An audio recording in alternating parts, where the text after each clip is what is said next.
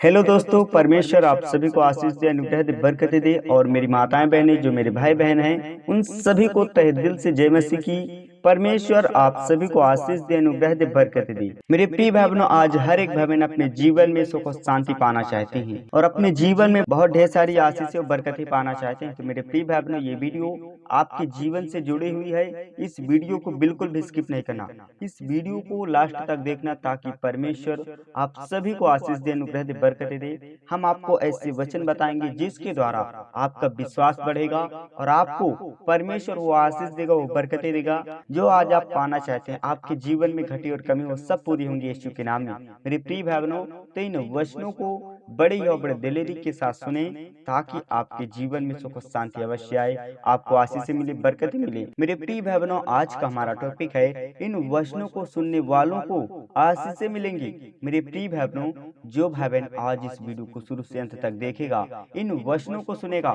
तो उसके जीवन में अवश्य आशीषें आना तय है यीशु के नाम में। मेरे प्रिय भाई बहनों, यदि आज आप परमेश्वर की आज्ञाओं का पालन करते हैं, यदि आज आप परमेश्वर के आधार पर अपने जीवन को व्यतीत करते हैं, मेरे प्रिय भाई बहनों, क्योंकि मनुष्य के जीवन का सबसे बड़ा मूल स्रोत विश्वास है और परमेश्वर की आज्ञाओं का पालन करना। मेरे मसीह भाई बहनों, यदि आज आप परमेश्वर की आज्ञाओं का पालन करते हैं, परमेश्वर के आधार पर अपने जीवन को व्यतीत करते हैं और सब बातों में उन्नति करते हैं, तो परमेश्वर आज आप सभी लोगों को आशीष देगा, बरकतें देगा।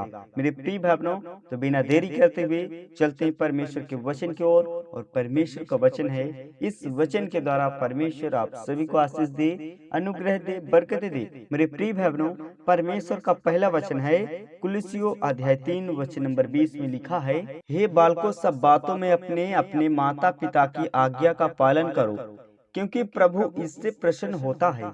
मेरे प्रिय भाई बहनों, परमेश्वर का वचन हमको यहाँ पर क्या शिक्षा दे रहा है कि हे बालकों, अपने अपने माता पिता की सब बातों की आज्ञाओं का पालन करो। क्योंकि आज आप अपने माता पिता की, अपने बड़ों का सम्मान करते हैं, आदर करते हैं और उनकी आज्ञाओं का पालन करते हैं, तो इससे परमेश्वर हमारा खुश होता है, इससे प्रसन्न होता है।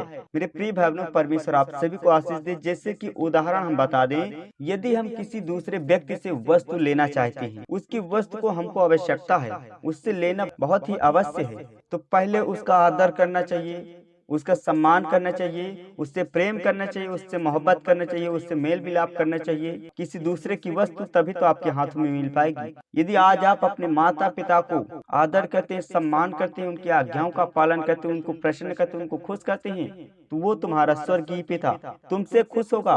क्योंकि इन्हीं आज्ञाओं के द्वारा आपके जीवन का मूल स्रोत सबसे बड़ा छिपा हुआ है। मेरे मसीह भाई बहनों, आज कई भाई बहन हैं जो अपने माता पिता की आज्ञाओं का पालन नहीं करते, इसीलिए आज उनके जीवन में आशीषें और बरकतें नहीं आती। क्योंकि जब तक प्रभु यीशु मसीह परमेश्वर हमारा हमसे खुश नहीं होगा, तब तक हमको कैसे वस्तुएं देगा।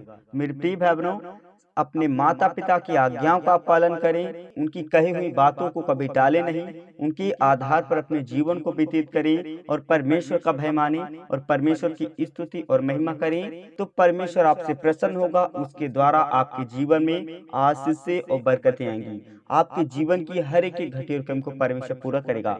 परमेश्वर आप सभी लोगों को आशीष दे, अनुग्रह दे, बरकतें दे। मेरे प्रिय भाई बहनों, जैसे कि परमेश्वर का दूसरा वचन है, फर्स्ट यूहन्ना अध्याय 5 वचन नंबर 12 में लिखा है, जिसके पास पुत्र है उसके पास जीवन है, और जिसके पास परमेश्वर का पुत्र नहीं उसके पास जीवन भी नहीं। मेरे मसीह भाई बहनों, परमेश्वर का वचन हमको यहाँ पर क्या शिक्षाएं दे रहा है, इन वचनों को सुनने की आवश्यकता है।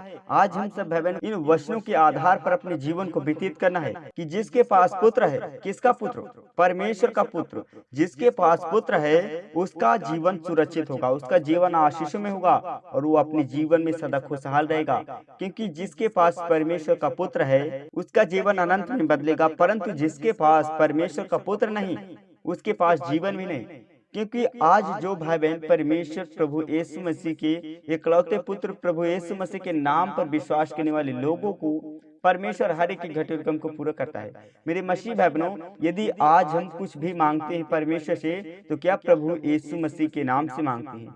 यदि आज हमारे जीवन में प्रभु यीशु मसीह का भय नहीं है, प्रभु यीशु मसीह का वचन नहीं है, तो हम अपने जीवन में कैसे अपनी घटी और कमी को पूरा करेंगे? हम अपने जीवन की किसी भी प्रकार की बीमारी को, किसी भी प्रकार की दुर्बलताओं को कैसे दूर कर सकते हैं? तो मेरे मसीह भाई बहनों, जिसके जीवन में परमेश्वर का पुत्र है, उसका जीवन आशीषों में है, और परंतु जिसके पास परमेश्वर का पुत्र नहीं है, उसके मनों में भय नहीं है परमेश्वर के पुत्र का, प्रभु यीशु मसीह का, तो उसका जीवन भी अनंत नहीं है। परमेश्वर आप सभी को आशीष दे। आज आप सभी लोग परमेश्वर के आधार पर अपने जीवन को व्यतीत करें, प्रभु यीशु मसीह का भय माने, प्रभु यीशु मसीह की आज्ञाओं का पालन करें, तो आपके जीवन की हर एक घटना को परमेश्वर पूरा करेगा। आपके जीवन में आशीषें आएंगी, आपके जीवन में बरकतें आएंगी। मेरे प्रिय भाई बहन, मैं आपसे सच में कह रहा हूँ, मैं आपसे दावे के साथ कह रहा हूँ कि यदि आज आप परमेश्वर के आधार पर अपने जीवन को व्यतीत करते हैं, प्रभु में परिश्रम करते हैं, तो प्रभु आपके परिश्रम का प्रतिफल देगा। प्रभु यीशु मसीह पर परिश्रम करने वाले लोगों का परिश्रम कभी, तो मेरे प्रिय भाई बहनों, आप सभी लोग प्रभु में परिश्रम करें, परमेश्वर आप सभी को आशीषित देगा। विश्वास रखें, भरोसा रखें, परमेश्वर आप सभी को आशीषित करे इस वचन के द्वारा। मेरे प्रिय भाई बहनों, और परमेश्वर का तीसरा वचन है, इस वचन को भी बड़े ही बड़े दिलेरी के साथ सुने, ताकि परमेश्वर आप सभी को आशीषित करे, ब्लेसिंग दे, छुटकारा दे।